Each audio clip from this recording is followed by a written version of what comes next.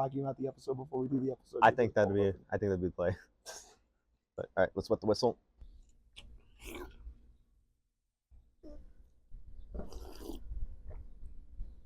You have such beautiful eyes. You know I'm already recording, right? Yeah, I do. Okay, good.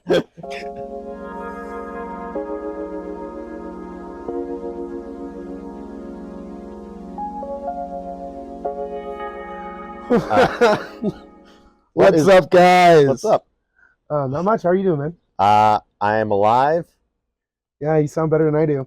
Well, I'm gonna sound like you in like a week, probably. Nah, you'll be fine. I'm not contagious. Mister, it's just allergies. That's why we're sitting 6 feet apart. That's because we're not gay. That's because we're not gay. What's up, guys? I'm Josh. I'm Andrew. And this is What If We? What if we? Our podcast where we kind of just talk about, do, and We asked the question. explore life. Yeah, we asked the question, what if we? Because all great stories start with, what if we?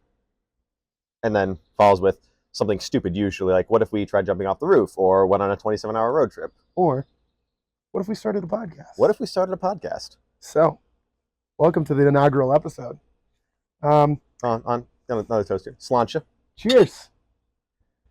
So, we kind of want to start with this episode of introducing ourselves to you guys, and to give you kind of an idea of what we're doing out here. As you can see, this is our low-budget podcast studio in sunny. I know it doesn't seem like it right now in this.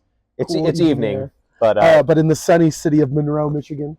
Currently Monroe. We're hoping to move in the next month, so This will still be in Monroe. Yeah, hopefully so Monroe. But you'll see some slight changes to the studio. Yeah, we're trying to keep it low budget and kind of campy Because this is who we are. It's who we are, and also our jobs, which we'll talk about shortly, demand a low budget production. Demand a low budget production. But yeah, we wanted to start first with kind of talking about who we are, how our stories converge, and everything like that. I think we wanted to start with you first, Chief. Sure. All right. So like I said, my name is Andrew. I'm born and raised in Canton, Michigan. I have an older, younger brother. My parents, very loving, cradle Catholic. I went through the whole sacrament, but gambit. My older brother's the perfect child. He was recently ordained as a priest, which we'll talk about on another episode. Or plug for a future episode. Plug for a future episode. And my younger brother actually just got accepted to the SOLTS, the Servants of Our Lady of the Most Holy Trinity. Society of Our Lady of the Most Holy Trinity. I was close. An apostolic society within the Catholic Church that serves a variety of communities. So, somewhat close to where I'm from originally in Texas. But anyways, back to you. Yeah, back to me. But yeah, so that's what my older and younger brother serving the church. I'm serving the church. I'm finishing up my first semester as a long-term sub. Hopefully, it's my last semester doing that. My full-time job is pastoral assistant for the local parishes in Monroe. So I kind of handle communications and programming. But yeah, so I kind of grew up pretty standard middle-class family. My parents did a very good job of raising us in the faith. Cradle Catholic, went to youth group, all that fun stuff. Youth group in high school is where I met my wife. Shout out Miriam. Shout out Miriam. She apparently used to. We also went to the same high school, but we didn't go to the same high school. It's a complicated situation of the Plymouth Canton Educational Park, but no, that like we. She was your bully. We love a good bully to bully. She didn't bully me so much as just make fun of me because I didn't know about it. Bullying implies that she did something to me. She just made fun of me behind my back. But no, so we went to Cove Crest, and that's where we really started to get to know each other really much better. And then through a variety of calls from God, we found each other on a bus ride, and then just hanging out more and more frequently. And one thing led to another. I went to Wayne State originally. She was at Madonna. So I got to see her very frequently. And then she decided to go to Franciscan, which is where I ended up graduating from, because I took a year off because I did not do well at Wayne State, despite having a full ride and being in the honors college. Socially, I was not there, and that affected my grades. Plus, being in a relationship, was one of my first real relationships. I had one prior relationship I'd consider a real one, a couple other short-term ones.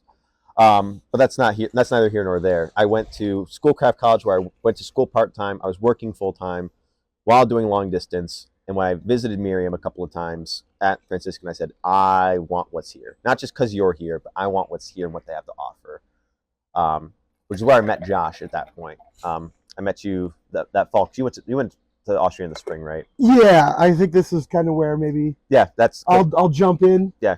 So now that Sir Windbag is done, it's time for the real star of the show. Okay, you said that in your intro on the website. Plug for our website, which we'll go over later. We'll go over more later. But yeah, so we're obviously recording in Michigan, which will be where we do 99.9% of recordings. There might be a special travel episode come September for a special occasion. Yep, we might do something for Tim's wedding. But as it stands right now, we're recording in Michigan. I'm not a Michigan native. Michigander, as we like to call ourselves. Michigander. You're working on it, though. Yeah, and I don't have much of an accent, even though my voice is raspy and it might sound like something more. I'm originally from the good old south of LaGrange, Texas, where I grew up. Oldest child of 3, so I have 2 younger brothers, mom, dad, and like Andrew, very standard middle class upbringing. Come from a working class background, so my dad was a trucker for many years, working for a local beverage distribution company. My mom was a school teacher, amongst other jobs, and so kind of just like a working class family. Grew up on a farm, stuff like that, and throughout probably a majority of my experience growing up, I wasn't necessarily like, anything of particular note. Didn't have amazing athletic abilities. Wasn't a musician. Wasn't necessarily, an artist or anything like that. I just kind of. You're very aggressively average. Yeah, we're average Joes, as we like to call I command ourselves. a wealth of useless trivia knowledge, and that's about the biggest claim that I've got. Except it doesn't help in any of the trivia games we play. Hey, I got the boomer question right. I knew Audrey Hepburn. Anyways, we'll talk about that game maybe at a different point. But so I grew up in this setting, and upon graduating from high school, and I kind of had a faith conversion experience in freshman year of high school, and that kind of drove me to going to college. I went to it was a 4-year community college, Tarleton State University in Steubenville, Texas. I enjoyed it. I made some good Catholic friends there, but I still kind of struggled with what I wanted to do for the rest of my life. At the time, I was studying agriculture. Wasn't quite set on it. Did I want to sit on a farm for the rest of my life? I do in some regards, but I still do. You talk about it frequently. I don't want to make that necessarily like a full-time career, right? I didn't want to stare at plant test tubes all day long and things like that. I enjoyed the farming aspect, but not the science aspect of the farming, and the musings of what if we changed this? What if we did that? Again, what if we? Yeah, what if we? But I ended up meeting a guy, and I might talk about this in the thoughts and musings of friendship and coincidences in life. But I met a guy. His name is Brandon. Shout out Brandon Jaquish, the homie. He's a real one. He's a real one. But I met him and at a retreat, and I kind of knew there was something a little bit different of him, because I could tell in the way that he expressed his relationship with God and worship and things like that he had done this program called NET, which is a program I had interviewed for my senior year of high school, which is kind of like a traveling ministry organization where they travel around and lead retreats for middle school, high school, and young adult groups, with the sole explicit purpose of trying to prompt conversion and people trying to follow the Catholic faith more deeply. And I kind of started having a conversation with Brandon. He was a little bit older. He was about 26 at this time. I'm 18, 19. And I asked him what his plans were long term. He said, well, I'm actually going to a school called Franciscan. And I was like, what are you going to do there? He's like, I'm going to study theology. I was like, that's dope. That's cool. Which is not the typical reaction. Most people are like, what are you going to do with the theology degree? Well, because at the time, I was kind of in this thought process of, do I want to discern priesthood? Do I not? As every Catholic high school male goes through. Yeah, well, at this point I was in college, right? And I was like, that's cool. And I've always kind of had a heart to want to serve. And he was like, yeah, I was going to be a professional high school youth minister. I was like, you can do that. And like, you don't have to do the priest thing, because I wasn't sure about the priest thing. And over time, that hasn't necessarily been something that's on my heart as much. And so, I went home that night after that retreat. I filled out an application to Franciscan without telling my parents. Got accepted without telling my parents. Went home for Christmas vacation and told my parents, hey, Mom, Dad, I'm moving to Ohio next year. I bet that went over well. Did not, in fact, go well. My mom was like, we need to see this school before you go. And so I deferred for a year, went and visited with my mom And I don't know if you had a similar experience to me, but from the moment I set foot on campus, this was October of 2016, Flannel Fest weekend. I stepped foot on campus, and it was just like this rush of the Holy Spirit, right? I mean, it was intense. Like I knew I was supposed to be there. Because my first experience at Steubenville was a retreat that summer that Miriam and I started dating. Yeah. Which is really funny because I went there. I loved the conference. My mom asked me about the school, and I said it's too Catholic for me. My brother would probably like it. I probably won't.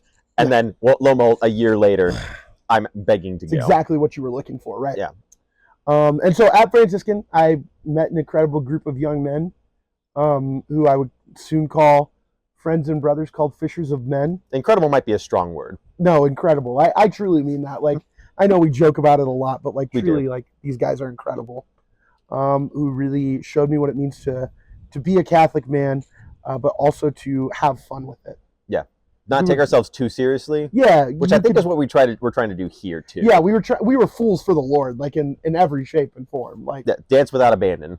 Dance was part of our Lord's Day tradition. Yeah, so I mean, from shirtless parties in the suite to all night Smash Bros.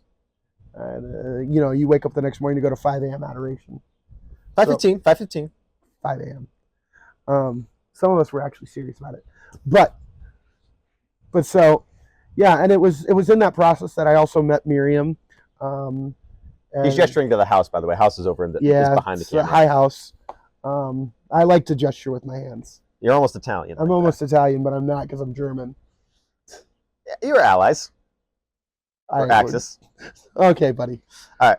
But this is kind of where our stories really start. Yeah, because I meet Miriam through a program where we were both serving on a retreat team. And, Miriam hated my guts at first. Probably still kind of does.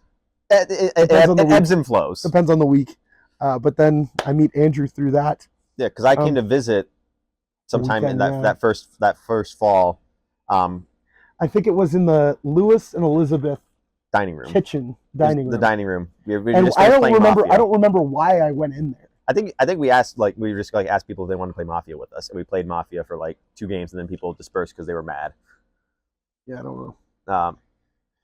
But that's kind of our first interaction, and Miriam was like, "I think you're really gonna like the Fishers," and she said words to the effect of Josh is kind of annoying, but I think the two of you are gonna get along really well. So providential, you could call it providential. So you went to Austria in the spring. I got accepted to Franciscan in the spring. I didn't come until the fall, obviously, but I got my letter accepted in the spring, and that summer I got ready. Yeah. And then fall comes. I see Andrew. It's super exciting. I joined Fishers. He joins Fishers. We kind of have this budding friendship that's bonded over nerdy, eclectic things. Yep. D&D, Dungeons and Dragons, Pathfinder. Similar taste in movies and media. Yep, very similar taste in movies and media. I was still only 20 at the time, so we didn't. Our love of drinking hadn't. But the classy things in life, or the classical. Yeah, you could say the finer things. Some would say, we enjoy. Now we would even have more things to add to this, but I come back from Austria and I'm like, I like a strong bourbon. I started picking up smoking cigars, things like that. You really became an older brother in household, despite the fact that I'm literally 6 months to a year older than you. Yeah, but the thing is, you had just got inducted because you did a 3-semester internship I did, which we'll get into that in a second.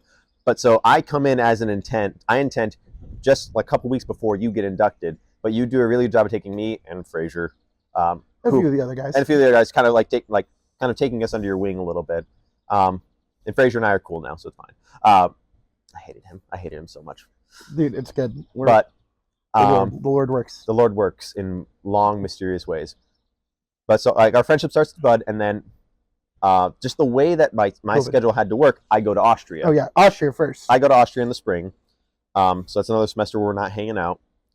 And Austria is definitely. But we didn't really keep in touch. I think this is one of those weird things. The most I kept in touch was that one Lord's Day that I Skyped in for. Yeah, but we didn't text. I mean, because given you're almost 12 hours time difference, we didn't text. It's 6. It's enough of a time difference. So we didn't really text. We didn't interact on Facebook, anything like that. So, and you were kind of rocking it solo. No other fishers there, right? At least Yeah, I was guys. the only fisher there, and I had a handful of friends. I made some new friends. Some friendships got strained while I was there. Again, I think Austria needs to be an episode in the future. Yeah, we'll talk about Austria. I think that's a full episode of how Austria ruins lives, how it ruins lives, and how it really strengthens the friendships that are meaningful. Yeah, I think. But I get back on campus. Yeah. In the fall, I'm an RA. You're an RA. So I'm in Trinity. I moved off campus. You're off campus. You became the party house. And I say party, I mean when yeah, people wanted let's establish what we mean by party. When people wanted to get together and have, good, clean fun off campus. Literally good, clean fun. We're not just trying to use it as a euphemism. Like it was, hey, I want to have more than one bottle of alcohol. I want to have an option of bourbon or gin. Bring it over to Josh's. Bring it to Josh's. We want a movie, and it must be not on a weekend from these specific hours. Again, the way the Franciscan has their setup, it was set up for a reason. It's set up to encourage virtue. Yep. But for those of us who had an understanding of how to interact with people of the opposite sex, your house was the place to be. I remember that first weekend. Yeah. Before I don't think that was the first weekend. I think you're reimagining it, but there was a weekend. It was the first weekend because the freshmen were there, but not the rest of the students. Because I would have been hanging out with Miriam, obviously. But you, me, John, Mark, spending. That wasn't the first weekend, dude. That was like halfway through the first semester, the fall semester. No, because it was the first weekend because Chris was on duty when the incident happened. It was the very first weekend. Maybe you're right. And I know this because he lamented this. But we had all the fishers over for that barbecue. And all the fishers. I'm talking about the very first weekend. It was just you, me, and John Mark on your porch. Oh yeah, that. Yeah. Yeah. There was other stories. I'm very fond of having people over, cooking large groups of food, large batch of food. I don't have the capabilities right now in my current living situation, so Andrew's house has become that. But I love cooking food. I love hosting things, having people gathering community together. So often that's what my weekend experiences were like. I was running the J.C. Williams Student Center as the head of the switchboard. You're like the student lead or something like that. Supervisor. Supervisor, that's the word. So I was in charge of that. And so in between shifts and things like that, I was, trying to facilitate some type of community. Yeah, and I think you did a great, and that was the thing that really struck me was you and I had some form of friendship at this point. But even again, it was the first weekend. Miriam wasn't there yet. None of my other friends were there. You're like, hey, do you want to grab a drink? Because I was 21 by this point. Grab a drink and hang out at my place. And we talked with John Mark for 3 or 4 hours at least on your porch. It was great. So I think it's just been a real gift that you have of bringing people together in community. Yeah, and I mean people from all different walks. Yeah. Right. But we have this friendship that gets formed. Fall semester goes great. Yep. And then the world shuts down in the spring. Yeah. Spring of 2020. Supposed to be my last semester in college. Kind of a great time, a great hurrah. Yep. Take one final victory lap. So I did a total of 5 years in college, not for any academic deficiency, just because of transfers and stuff like that. So I was planning on having this great hurrah moment of graduating, and spring break comes.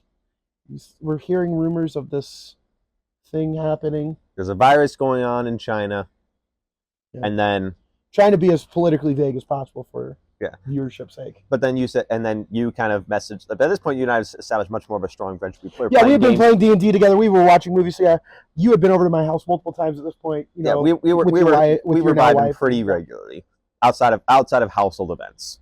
You and I were you were the fisher that I hung out with the most. Yeah, especially because I didn't live on wing and you didn't live on wing, so I think. I would go over for your duty nights. I was the kind of guy who, even while living off campus, I probably still spend a majority of my waking I'd say probably out of the 7 days a week, 5 days a week, you were on campus. 5 to 6, yeah. Just because I enjoyed being around people and going to my house. Not that I didn't enjoy my housemates, but we, different personalities. You want to spread your wings, and that's where. Yeah. We get you kind of message us and say, hey, I don't think we're coming back. I in fact knew we weren't coming back. It went from I think we're not to we're not coming back, and then we got kind of the announcement. So me, Miriam, and Ben Duncan. Our friend Ben. Yep. May he rest in pieces. He's not dead. We just don't talk to him anymore. And when I say we, I mean he doesn't talk to us. But it's a two-way street. Yeah. But we went down a couple days, hung out, and got our stuff, and we left. And that was kind of we legitimately, like, it felt like a death. It was like, because this is still, we're a couple years past COVID by now, but back then this was the world might be ending. The world might be shutting down. I legitimately thought this was the last time I was ever going to see Andrew. Yeah, at least in person. Yeah, at least in person, because because at the time, senior year of college, you're applying for jobs. You don't know quite, like, I didn't know where I was heading. I was looking at a field in youth ministry. I was looking at working in youth ministry. You were looking all over the place. You weren't just looking at Texas. You were like, no, I was looking in Texas. I was looking in Ohio. I was looking at a position in Kentucky. I had a couple different offers on the table, and I eventually accepted an offer in Texas. And you moved back to Michigan. Yeah. And it was over during that summer is when during that spring break is when I bought the ring. Yeah, for and I knew Miriam because of the fellowship. Yep. And I think it was like in May when I announced to the officials, like, I have the ring. I'm going to be proposing probably this summer. I was like, heck yeah, dude. But it was like, all right, what's going to happen? And over the summer, we kind of stayed in contact. We were playing our games. Yeah, we were playing games together. Whether it was Jackbox or the Discord, D&D, whatever. Or just hanging out. I mean, there were times where I would just call you up and we would just hang out on the phone for like an hour and a half. Yep. I was getting established in my youth ministry career in Texas. And for probably a year and a half, 2 years almost. Yeah, you were there for probably a year and a half, I think. Well, but I'm thinking about like when you came down to visit. It was okay. We have your wedding, right? Yep. So I get married. So 21. So 2020 happens. 2020 happens. Spring of 2020. I propose in July to Miriam, with the plan of getting married the following fall. So I get my groomsmen. Josh is going to be one of my groomsmen. We get it kind of all squared away, and that's like the next time we're going to see each other. And I think you came up to Franciscan for something else. I never did. No, I always talked about it. I think, yeah, that's right. You talked about it, but we never really because I wanted to come up for Francis Fest one more time, but I never did. Yep. So I think it's during that fall though where we start playing more. Like, we get involved in more consistent D&D games. We're probably talking once a week, if not once a week outside of games. Yeah, we really started to dive into this friendship. Yep. And that's when you joined Hannah's game for D&D. Yeah. Like we started to make other friends, and so our paths were crossing a couple. I would say at least once a week, if not a couple times a week. Yep. Of hanging out with each other digitally. Yep. So then I graduate in May of 2021. I got through the COVID year. I get married that October. October 2nd. So I come down, and I remember getting to Michigan. I had spent Thanksgiving with Andrew's family in the past. Yep. I remember getting to Detroit, and I remember leaving that Sunday in tears because I knew I was leaving a part of my heart in Michigan. It was like, this is everything I wanted my whole life, is community. Yeah, because it was the last. To know I was going back to a big gathering of fishers, like current generation, past generations of fishers. I had 8 people in my party. Half of them were fishers. Yeah, but I just remember I was like, this is everything I've ever wanted in my whole life, and instead I'm going back to Texas.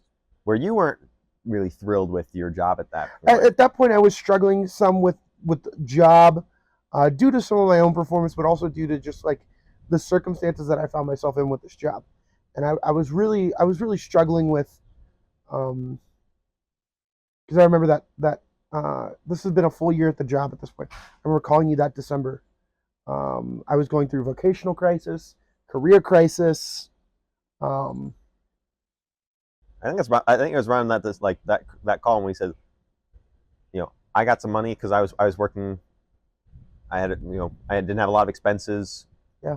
I had savings. I said, let me come down. Yeah, you came down for spring break that year. Yep. And you and our friend Brendan, shout out Sugar Tits. Please don't call him that. At least call him Brenda or something. Shout out Brendan.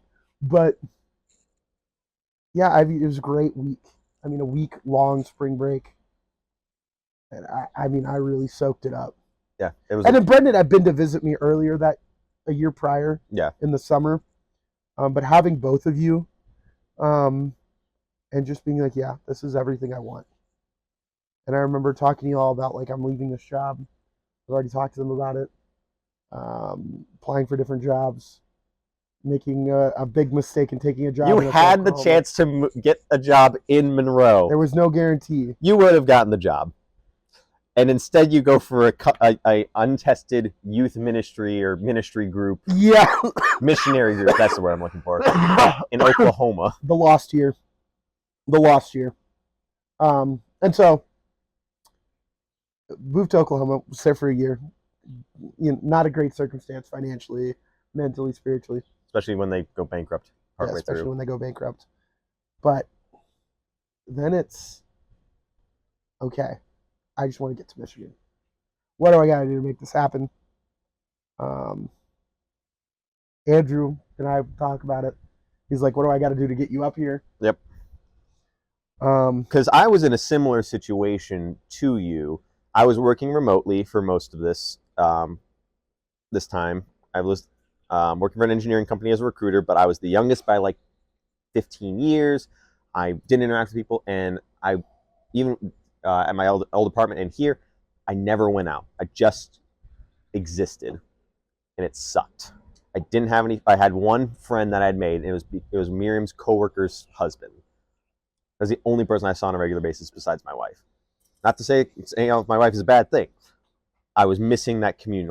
Like when I would go, like probably once a semester, I would go back down to Franciscan for a weekend. Sometimes Miriam came with me, sometimes she didn't. But I wanted to go see my friends because I didn't have that type of community. Even though I was seeing you, Ben, Brendan, and everyone else for D&D. Digitally, it's just not the same as hanging out. So when you expressed interest in coming to Michigan, I said, well, I got to do make this happen. Yeah, so this was, I can remember the dates distinctly. June 28th, I believe. Well, no, June 21st. Well, let's backtrack to April 15th. April 15th. My birthday. The day of Andrew's brother's ordination. That is now what has become. My brother was ordained a deacon on my birthday. I get a circumstance of all circumstances, coincidence of the current job I'm at calling me and saying, "Hey, we want you to interview for this teaching position in Jackson. We want you to come down on this weekend." I was like, "How fortuitous!" It's Andrew's birthday, my best friend's birthday. It's also the weekend of his brother's ordination, and you'd interact with Matthew a handful. I've interacted with Matthew a handful. I wouldn't say that we're like close friends, but like at this point, I would say that like we could hang out, me and him alone, and it wouldn't be weird. Yeah. Plus, you can't be turned away from an ordination. No. So I go, have a great time at the ordination. Job interview you think goes like crap, but somehow you get the job. Somehow I don't think I do well in job interview. Get the job, great. So now plans are in motion. June 21st, 2020. We should have looked up the dates for my flight. It's definitely like around June 21st. It was late June because I was working at ABP at this point. And the most unimaginable set of like bad events happen. Andrew's gonna fly from Detroit to Dallas to Lawton, Oklahoma. My flight doesn't get canceled, just gets delayed by 12 hours, which doesn't work for our plans. Doesn't work for our plans because we want to try to get to Sunday Mass. This is on a Saturday. It's a Friday night. I fly in Friday night, Saturday morning. To leave Saturday morning. I've got a U-Haul. We were going to try to pack everything up so we could hit the road first thing Saturday morning. Yep. The plan was, I'd fly in 6 o'clock. I'd fly in at 9 o'clock, but even then we would have plenty of time to load stuff. Yeah. It's not going to work. I'm not going to get there till like 3 o'clock in the afternoon. So you drive down, pick me up, drive me back after. Yeah. So I drive 4 hours to Dallas, Texas, turn around, drive another 4 hours. We get 2 hours of sleep in an armchair. And then we pack up your mess of an apartment. Pack up the mess of the apartment that I had at the time. And drive 27 hours to Michigan. What should have been a 20-hour road trip turned 27 because we're hauling a car. We're dying. We're dying. We made it. We made it. We get to my house. This has bonded us for life. Yes. You are not allowed to leave because of this event. Amongst other things, yes. Yes. This is the catalyst. This is the pinnacle of our friendship. Yeah. As we get to my house, we load your crap into my garage in my house. And then I'm with you for month and a half. 3 weeks. You were there for at least a month. I moved into my apartment the last week of July. Yeah. Yeah, so a little over a month. Yeah. Anyway, so he lives in my house for a little bit. He moves in. We get him moved into his apartment. You start at Jackson. And this is kind of where we're caught up now. I mean, I'm currently finishing my first year as a teacher at Lumen Christi. Mm-hmm. TBD on what's going to happen in the future. We'll let you know in coming weeks. But and potential job change. Yeah. coming in the foreseeable future? I was working at ADP selling payroll. I loved the people I worked with. I didn't love my job, and it affected my performance. And they basically said, after almost a year being there, they said, "Look, the numbers aren't there." And they asked me to move on, basically, which worked out pretty well for me because I've been interviewing / been told about a position that was being made for me at the church, pastoral assistant, not a pastoral associate, pastoral assistant to the regional manager, whatever you want to call it. Because I've been called to work in, my degree is in business management, but the parts of Franciscan I loved the most were the philosophy and the theology and the ability to talk about deep things, like go that extra step about thinking, like not just the surface level stuff. I have a head for numbers in business and things like that, but it's not where my heart was, and it showed through the jobs that I'd had, where it was just not. I was fine at them. I wasn't loving it though. It was not what I was called to. So Deacon Mike, my mentor, whatever you want to call him. Some might say you're Virgil. I have called him that on several occasions. Said, we're getting this position together, and I think you'd be perfect for it. I want you to talk to Father Dave about it. So I get this position eventually. I start part-time the plan is to start part-time in January, and then move to full-time in June. And to make up the difference, I was going to work at Buffalo Wild Wings, and I had been, because I've been doing it on and off for years. And Miriam School gets this opportunity and says, hey, English teachers going on maternity leave. The long-term sub we had isn't going to work out. Miriam jokingly suggests me to her boss, and he says, can you do it? She said, yeah, he can probably do it. He said, okay. I go in. I don't even have an interview. He just says, do you want the job? I said, I mean, as long as it's going to pay like an appropriate amount and you're okay with me not having an English degree, sure. And he gives me the key and shows me the classroom. So I just did my first semester of long-term subbing. I hope it's my last one. Yeah. Yeah. So and that's where we are now. We're finishing. That's where we are now, starting this mess of a media company. It's not a mess yet. No, we're kind of figuring out the groove. We like this kind of more relaxed, almost like two guys sitting around a campfire vibe. Because really, what we determined when we've talked about doing a podcast jokingly for a while. Yeah, and we've even whether it be a D&D podcast. Yeah, just as a spoiler, we've even recorded some stuff, and now we're finally in the zone. What we figured out was we love this type of conversation. We can just sit down, have a beer, have a glass of whatever, have a smoke, whatever, and just talk about the things in life that are going on in our life and what we want to do about it. Mm-hmm. And what we kind of determined was, well, this is almost moderately interesting. Maybe someone else might want to hear what we're talking about. Which is funny enough, because something that we probably will mention at some point, if we ever talk about cigars on our main channel, we might not, we might save that for a different story. But I think something that was kind of the catalyst of this was when we met the guy from 313 Staffing. Believe 313. And I think that's kind of what sold it for me in my mind. I don't know if that's what sold it for you. I think it was. We were at a cigar lounge. We were going to go see my family, meet my family for dinner, and we're chilling. Miriam's out of town, so we're just two guys. I think she's on retreat. And I never mentioned this. My wife is a theology teacher. That's what she does. She's high school theology. I'm a high school theology teacher as well. Yeah. So she was on retreat. But so we go to the cigar lounge, which we've gone to different ones of this group. And Andrew's before. Just recently getting into smoking, probably in the last year and a half. My first time smoking was when I visited you in Texas, and then it kind of progressed quickly. It's almost 2 years now. Yeah, it took a long time, then it progressed quickly. But anyways, we're smoking. We're chatting about the realities of our students, the issues that we're having with them, and what we think is the problem for it. And this and ministry as a whole. Yeah, like the being ministry minded, discipleship minded. And this guy who's sitting next to us, he's doing business. He's got earbuds in. He's got a crinkled cigar case. Yeah, he's doing business. Romeo and Juliet cigar. And he's getting ready to leave. He said, like, okay, come pick me up in 15 minutes. And he's like, I was listening to what you guys were saying, and he tells us his story. And not endorsing, because we're not endorsing anything, but like, if you want to hear an amazing story, look at Believe 313. This guy has an amazing story about how he went from God gave him riches. Yeah, rags to riches. That God gave him a choice, and he could have acted out in anger or acted out in charity, and he acted out. He chose charity and chose God.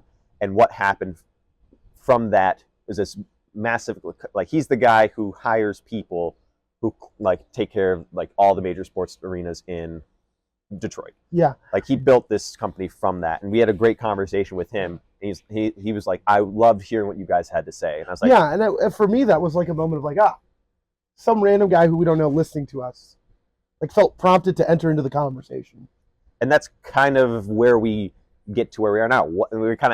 I think you really asked the question, like, what if we made this a podcast?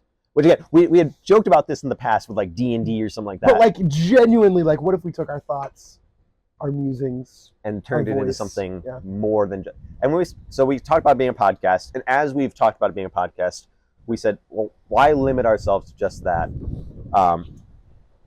And that's where we kind of came with the idea of having a media company where we're not limit ourselves to just a podcast. We have this idea of what podcast, do we want out of YouTube life? channel, blog, potentially things along with Patreon.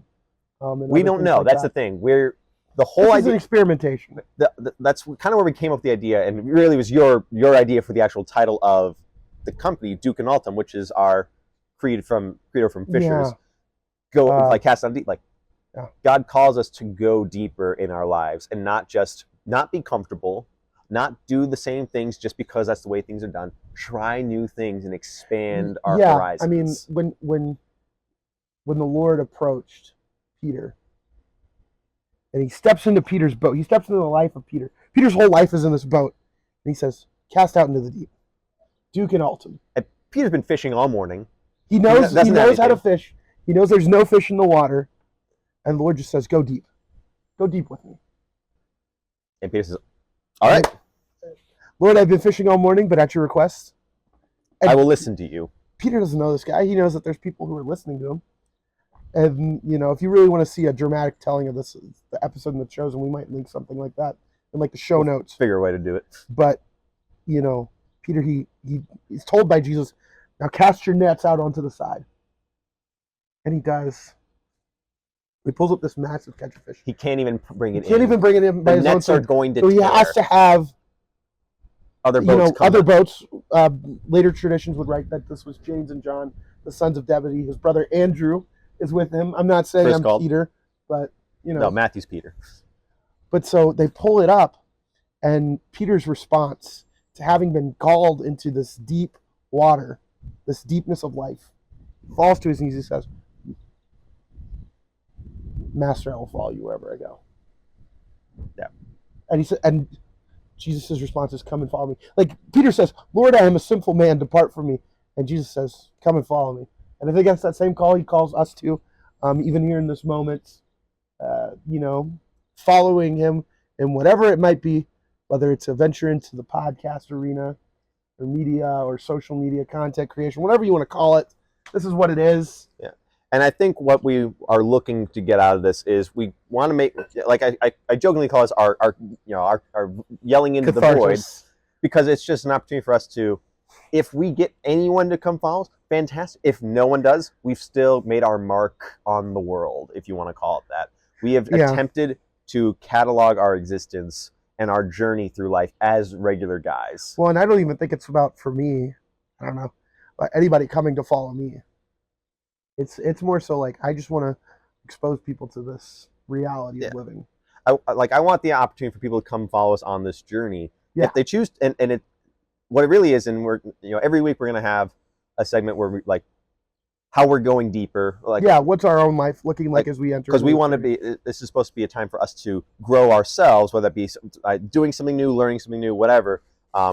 It's not just us talking the whole time. We'll be talking about things that we've done or tried new. Yeah, we hope to be able to do some live action, like whether it's putting in photos or videos of us doing things. But we want to also, in this process, share how we are being moved and impacted to go deeper, which I think kind of brings us closer to the close of our show. I don't know where we're at time-wise, but about 40 minutes. Okay, perfect. This is a great stopping point then. Yeah, so I think we have our call to action every week where we're and then we have our how we're going deeper personally. And then also kind of just a preview of what we might do in the future. So I think for our call to action, well, maybe we'll save that towards the end I don't know. What do you think? I mean, typically we'll do a call to action Well, here, but with the given one we talked about. yeah. So for going deeper, I think is what Yeah, we'll let's go. start there. Let's start So there this time. so the way I've been going deeper is I have finished reading. I finished listening to this probably a couple weeks ago at this point, but I've actually gotten a couple of other people to start listening to it too. Arnold Schwarzenegger, who's kind of been in a guy that's, there's a lot you can love him or hate him, whatever your opinion about him. He's been very influential in my life recently in a very positive way. And one of the things I did was I listened to his book Be Useful, which he narrates. It's on Spotify. If you want to listen to it, not an advertisement, just saying this is where I got it from.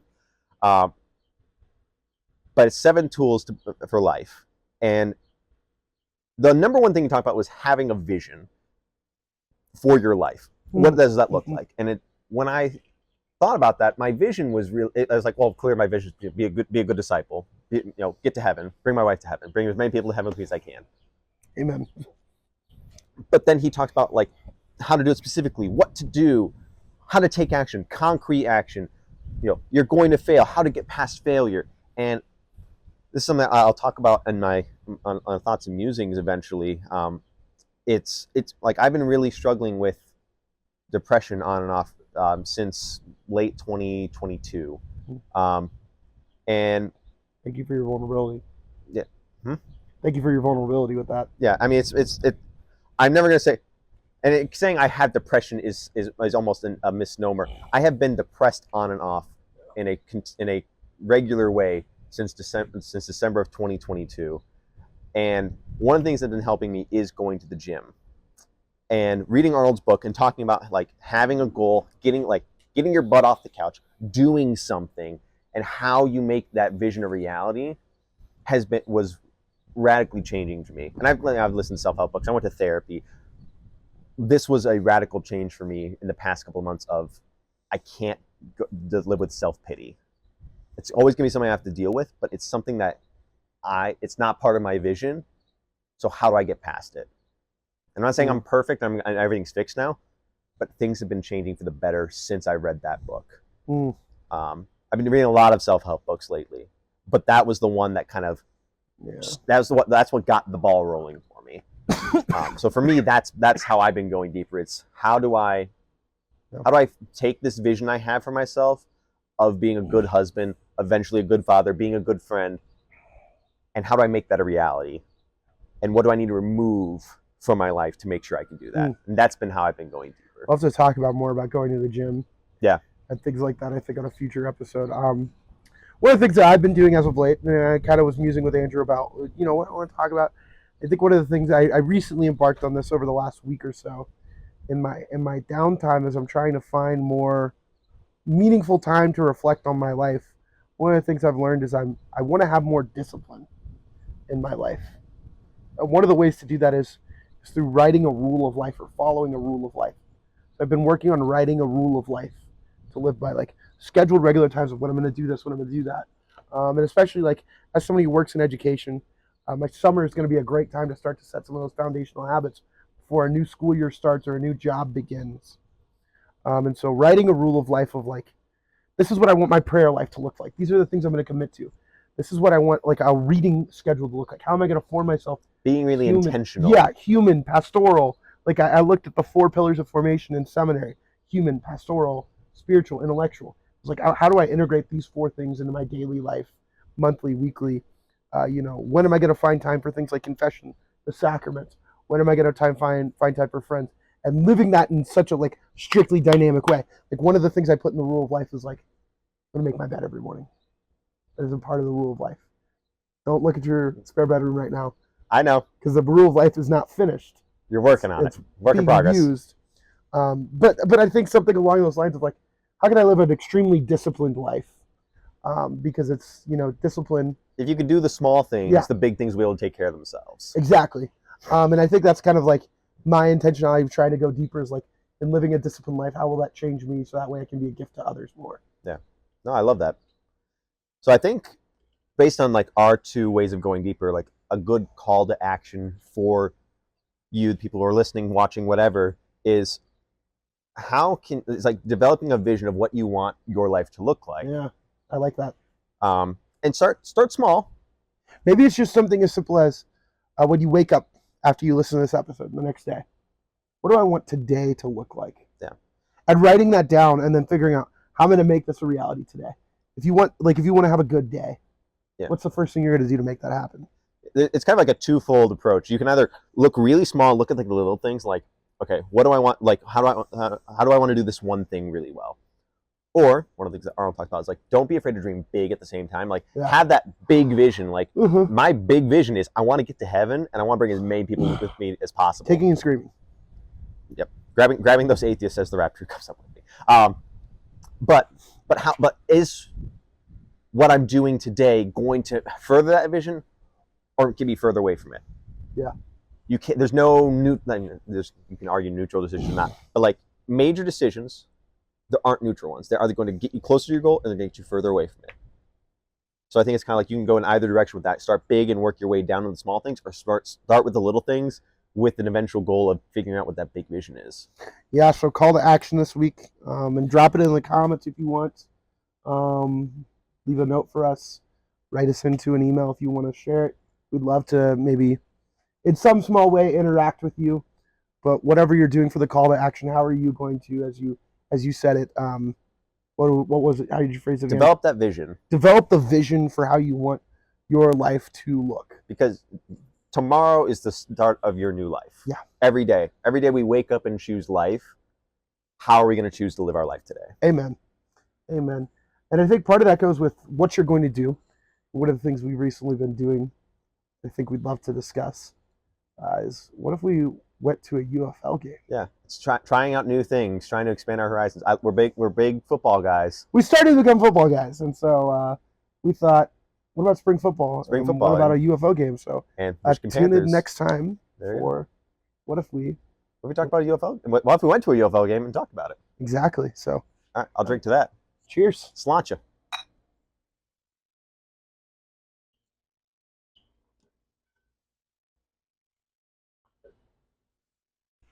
I guess I can't stop the recording and just start it.